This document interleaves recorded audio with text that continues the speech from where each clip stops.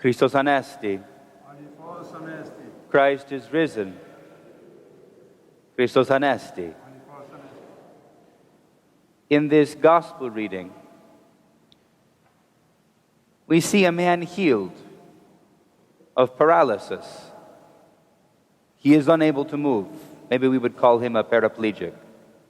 He lies still and has no one to carry him into the pool.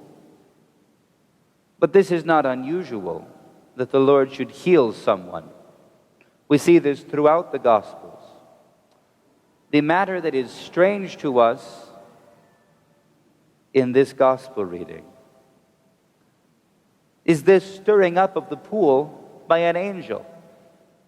Why? That's odd. You don't generally see that if you wander around pools.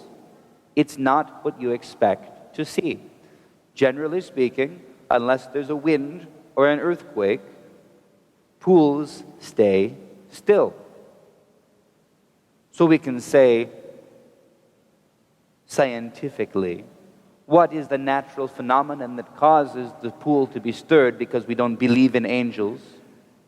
Or we can take the gospel at its word, which is what I would suggest we do, and listen when it says that an angel goes down and disturbed, it says it troubled the water, the angel, and stirred it up. And the question that we might ask instead is, what is the Lord telling us in sending the angel to trouble the water?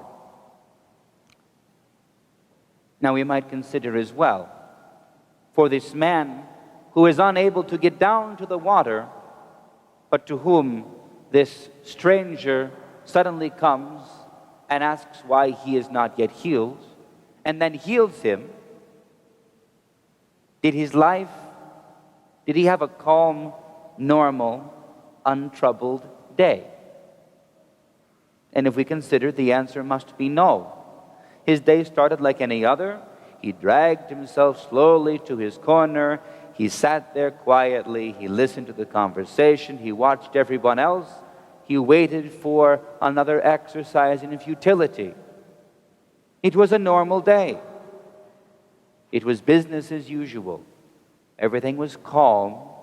Everything was still. And then the Lord showed up and messed everything up in a good way.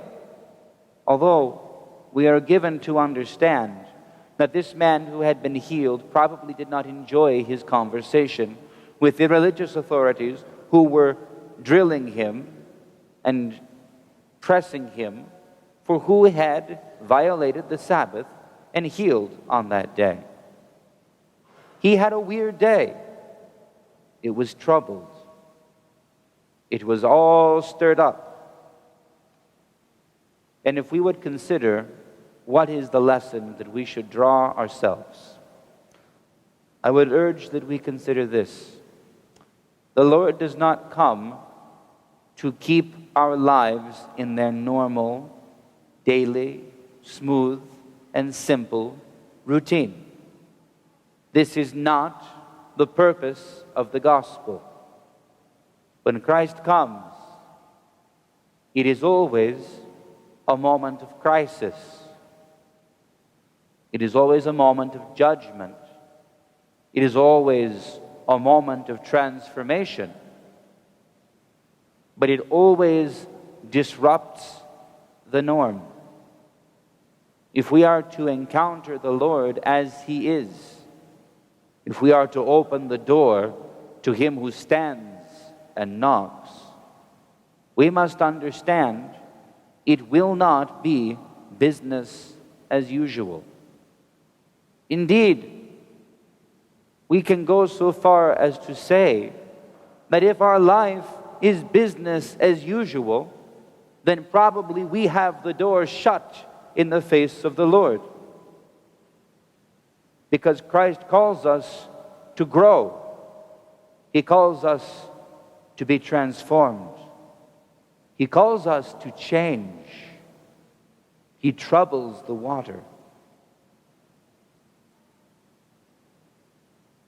And we do not like it We don't like it at all. But this is indeed the purpose of the Lord's coming. He says elsewhere, he comes not to bring peace, but a sword. And yet he says too, peace I give to you, my peace I leave with you. Not as the world gives, do I give to you peace. So be of good cheer, he says.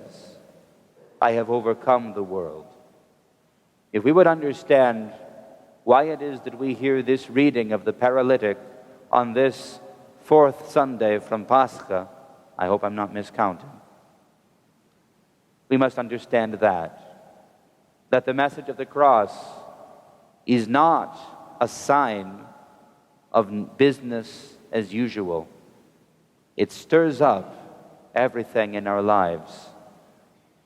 It provides that opportunity for growth, for change, for transformation, for recreation, for salvation.